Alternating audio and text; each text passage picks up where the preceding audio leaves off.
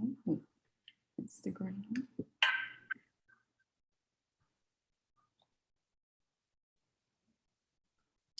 Hello, everyone, and welcome to the Renee Adams Show and Empowerment Week.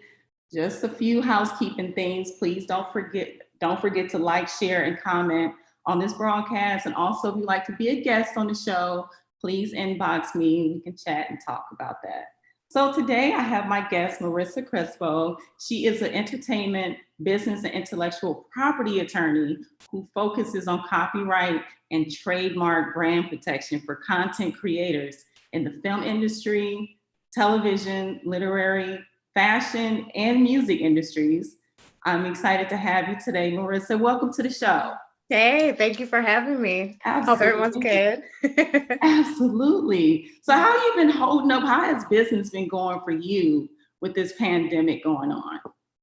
You know what? It's gone in a different direction than I thought in a positive way. I really Okay. thought with, the pandemic happening, people getting laid off or furloughed, I just thought that people were going to hold on to their finances pretty tight and just stay quiet. So, especially in entertainment, a lot of productions have just halted. So, productions I was going to be working on are pushed out to 2021. But on the flip side, within the entertainment sector, been getting a lot of people, I think now that everyone's kind of sitting in their four walls and they've gotten Right, bored exactly. and they're like, you know what, I can't put all my eggs in one basket. I need to start my own. So I'm gonna start my own clothing line. Like I've been thinking about my own fashion care line, or, I'm an influencer. So since everyone is online right now, how do I create that space for myself? And so I need to like officiate everything that I'm doing from a business structure. So I've been getting a lot of clients coming in with a trademark request to protect their brand, in addition to just like setting up their companies and making sure they know how to operate moving forward. Absolutely. So let's learn a little bit about you and how you got started with this, because I think it's a beautiful thing that you're in this field as an attorney, and also the entertainment business, intellectual property, and also the copyright and trademark. I mean, that's a lot. So how did you actually get started? Like, what is your story behind this? Oh man, how much time we got? Let me see. I mean, to give you the short. As short as you want to make it, girlfriend. It's There all we go. Well, I'll hit you with the highlights, but I mean, honestly, how I got started was that I wanted to be on the creative side. So I've always been interested in entertainment, always loved it. I used to take dance classes. I used to play the violin and just immerse myself into the arts in different ways. But then as I got older and I went into college, I studied on the literary side. So I was your book nerd for sure. That I started seeing a pattern of what I was interested in. So it was like this fusion of writing and this interest in entertainment coupled with advocacy work. So a lot of what I was doing was actually representing indigent women who were here in the United States without a visa, who were either suffering domestic violence, were victims of human trafficking, looking to stay here. So completely different field, but at the end, right? But at the end of the day, I liked operating within the human component, like just being able to help represent people.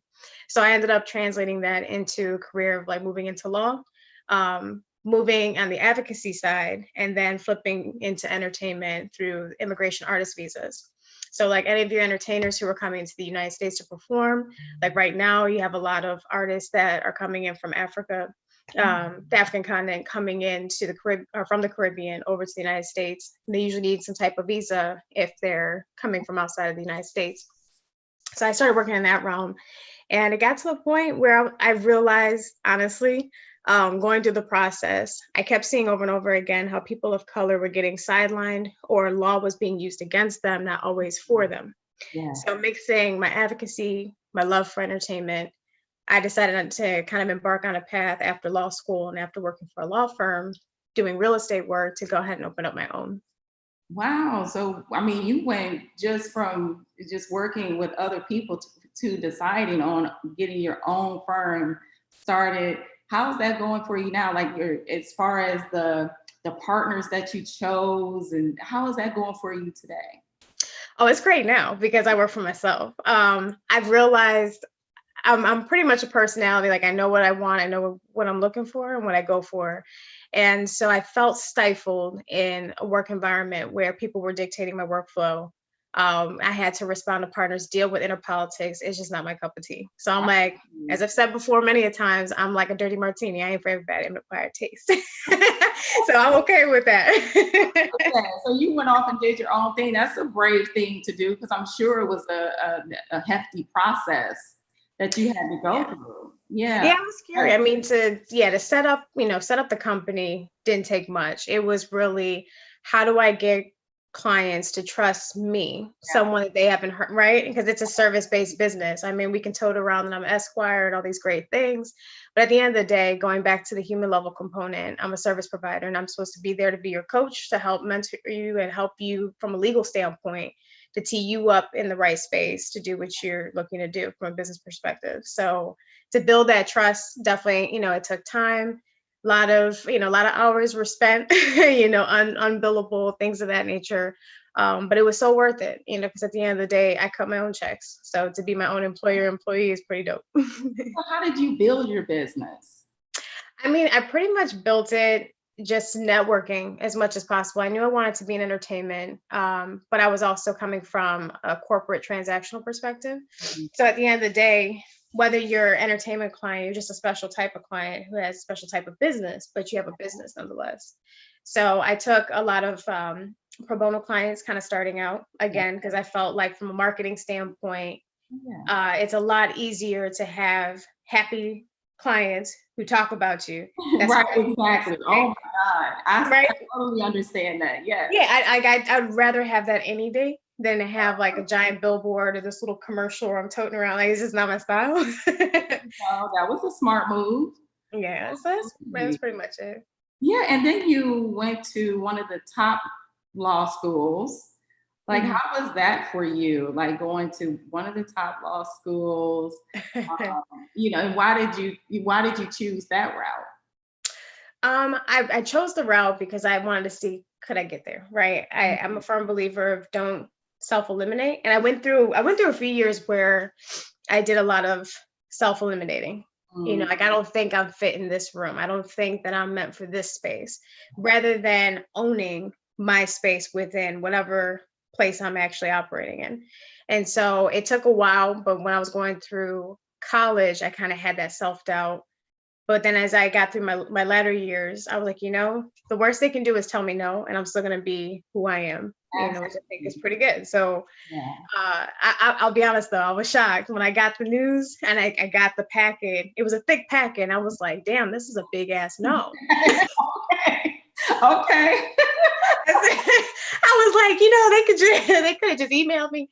But when I opened the package and I saw congratulations, I mean, I was jumping up on pool tables. I'm running up and, doing the Tom Cruise on the couch moment.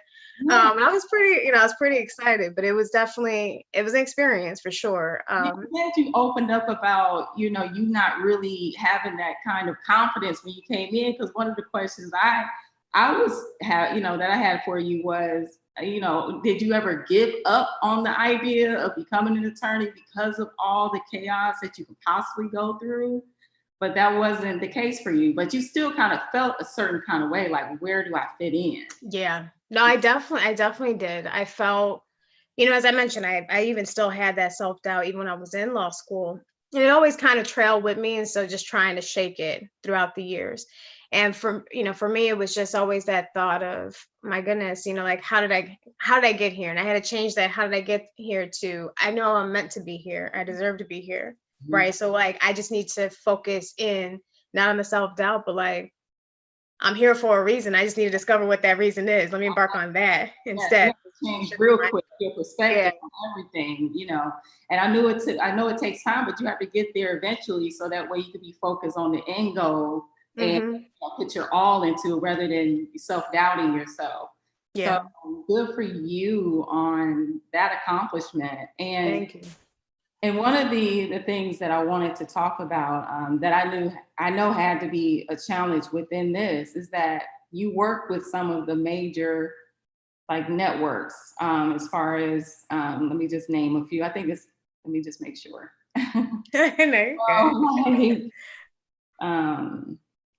So yeah, you worked with NBC, VH1, Bravo, WeTV, and some of these shows that you worked on. Well, at least one I can name off the top of my head was Love and hip hop. Mm-hmm. That you really helped develop, and well, you was really behind the scenes, just helping them like protect themselves on that. Like, how did this side of the industry like happen for you? It definitely took years. I will say that. I mean, I've been I've been practicing now for almost 7 years. Been in the entertainment sector for the last 10, but it took Yeah. 10 years, right? To kind of get to that point where, I mean, I still feel like I'm still building my name every day. I don't sit back comfortably of like, I Me represent, too. like every day is it's a new day of hustle. But it definitely, again, it was just making sure that I produced great work and whatever I did, made sure that my clients felt comfortable. And I didn't seem like just the regular attorney, that's hitting them with the legalese or making sure that I establish in the room that I'm an attorney. I like people to feel comfortable with me, and so I think that that comfort level, the fact that they get me, they don't get a receptionist, they don't get some associate that gets handed off the work. You start with me, you end with me. That's important to me. So do you think having this experience working with major networks catapulted your career? Or did it just help kind of, well, that could be like the same thing, like, branding yourself. But do you feel like that was kind of the main thing Oh that yeah, catapulted? Okay. 'Cause- absolutely. Because at the end of the day, I mean, you can have great clients, but everyone, especially when it comes to entertainment, it's that like, well, who have you worked with? What have you done lately? Right? It's always that aspect. I mean, it even took me. I was really stubborn about this for years, and I was like, I need to stop being so stubborn because I think I'm getting in the way. Where, IMDb, that's like LinkedIn for entertainment professionals in the film industry and for film and television. So if I started actually putting up my credits where I wasn't putting up credits before. So I'd always get the same question: what projects have you worked on? But rather than answer that question, people can go take a look at it, and then they can come to me if they feel that that's enough for them to want to utilize my services. And that does take time to build. You do have to build that reputation for, and especially they have to go, to a couple of places to be able to find out what your credentials are, and if Mhm. they're, sufficient enough. Like, do we want to work with her and why? So Yeah. those reasons would be kind of surfaced, I believe, with the people that you have worked with. And that's over, years. It's not just going to be over 1 year. And Right. people, say, oh yeah, I work for Marissa. She's excellent. And we won this, got all this money. It takes a lot more than that to build a reputation, because you have to have a story, not just a sentence behind your name when it comes to Right. talking about you in the industry. So Yeah. I think, girl, what you're doing is absolutely amazing. And I think, Thank you. this next question, I think it really is important for a lot of people to understand, including myself. It's the one thing about you educating independent creatives Hmm. on the necessity of proper business formation. Yeah. And can you go into a little bit about that process? Yeah, absolutely. I think it's definitely important to have that baseline. I think actually COVID-19 helped shed light on the importance of that and underscoring that point in a different way that people weren't expecting. We haven't seen where the government before was trying to issue out, payroll protection plan programs. So the fact that we're seeing it at this point in time, it started underscoring the point that I would talk to clients about of like setting up your business, making sure you have a business account that's separate from your personal funds, and then possibly putting yourself on payroll if it makes sense, if you're actually drumming up enough business. And if you had that already set up, prior to February of this year, you would have been a candidate that would have been eligible potentially for a payroll protection plan program loan. So, and just because you work with entertainment's an interesting industry because it's so gig centric. So, you're working on a specific project, that project can fall out and come to an end or completely get halted the way that we've seen.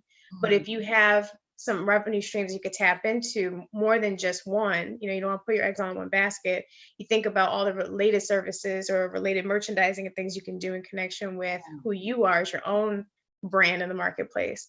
I think it starts to make sense for a lot of people and they start to realize like just having that structure is key because now you can really separate your company from yourself, but it's helping to bring the money flow. Wow, that was beautiful. Thank you. That was really good. So where do you feel like most creatives fail when they try to go at it alone? Like, where do you think that they fail mostly? Going at it alone.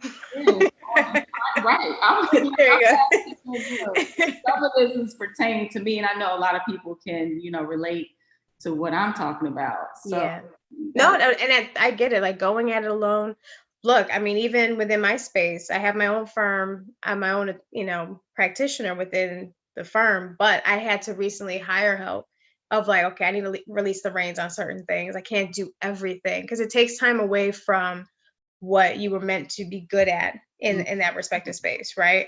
So like if you have this company, if you're an artist, if you're a music artist, you want to create music. You don't want to spend time trying to read on music law 101, which is complicated, and then try to figure out like, okay, what does publishing mean versus, the masters, and what is, how do I look into royalties and understand the numbers and the breakdown? Like you want people that you can trust and build that team, that that you can go to them for that specific thing.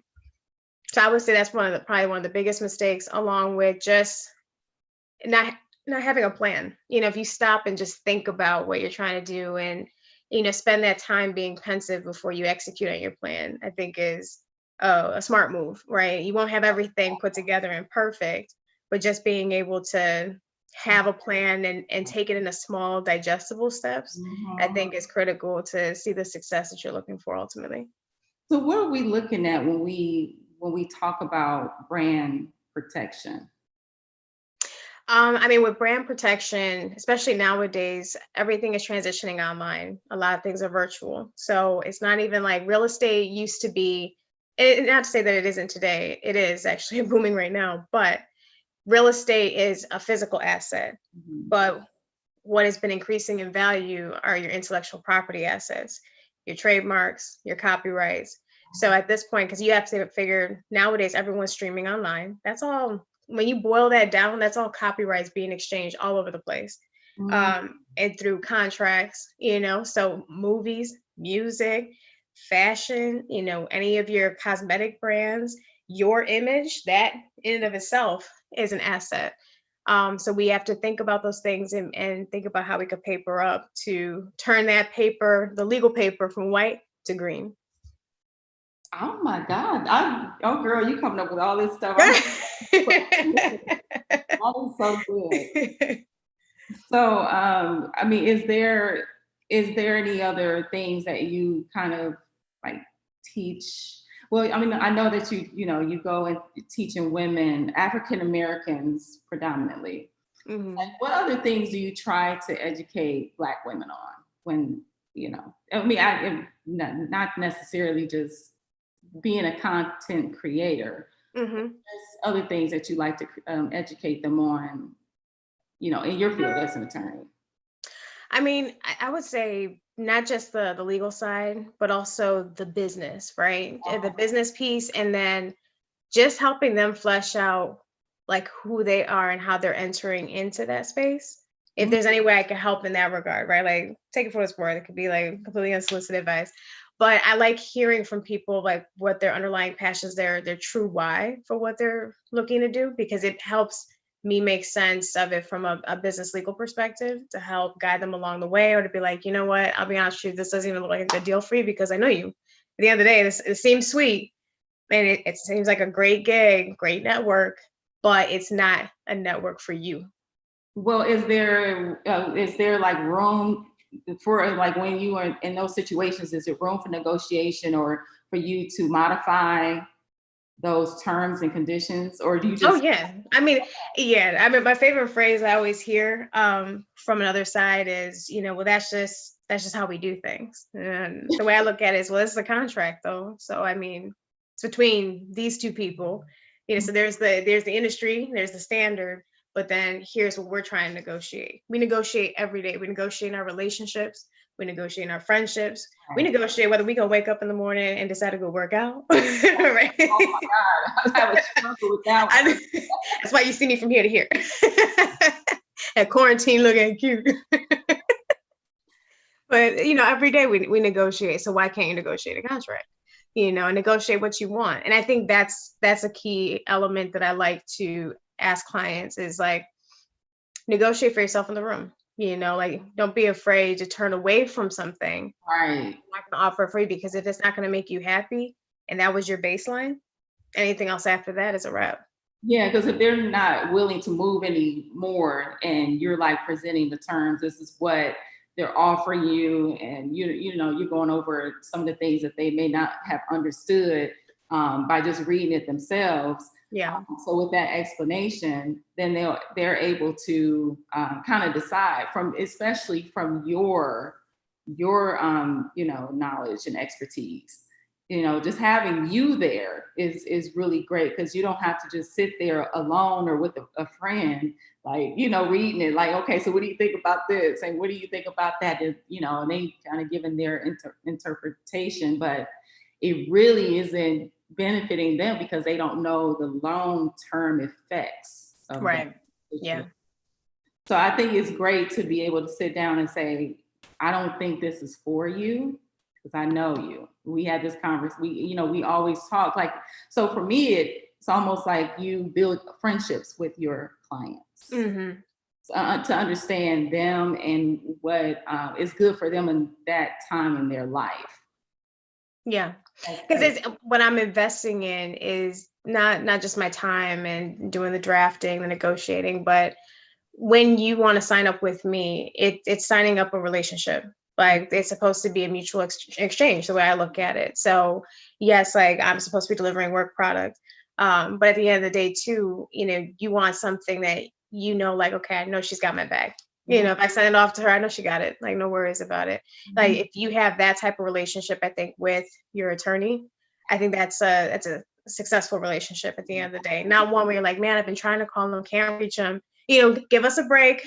We also have lives too, and we need our mental health breaks just as much. But at the end of the day, if you know that they mean well and that they're in constant communication with you more often than not, then those times where they're a little bit quiet, give them that reserve. But that's really what you want, is that mutual beneficial relationship back and forth of exchange. Absolutely. And I feel that your client that I interviewed yesterday really feel that about you. Oh, that's what's up. I mean, not that she spoke about it online, but she's on her social media, right? Mm-hmm. So that says a lot. She seemed like she really respects you and have that trust, like you just spoke about. That's how I felt when she mentioned you on IG. Oh, no, much appreciated. So I can totally understand what you mean by having that relationship, that trust, and knowing that they can trust you with, really like sensitive information. Mm-hmm. Yeah. So I think that we'll end the broadcast. I really appreciate you answering the questions. I think that really will give people a pretty good idea on kind of how to move forward. But if they don't, then they can definitely reach out to you. Yeah, How would they do that? Yeah, you can reach out to me. My website is Crespo Law Office PC, so you can find that at crespolawoffice.net. I'm on social media as well. The only place really is Instagram, so I can keep up with. But you can find me at CLO, that's CLO_entertainment. Nice, very good. Well, thank you so much for being on the show and sharing all the knowledgeable information. No, thank you. I appreciate it. Absolutely. So I just want to leave off by saying, again, thank you everyone for joining this broadcast. Tomorrow I have my last guest for the week, but also if you would like to be on the Renee Adams Show, as I mentioned before, please inbox me if you have an inspirational story or product or service that you would like to promote. And I'll be happy to talk with you. All right, so I'll see you guys tomorrow. Bye. All right, have a good one.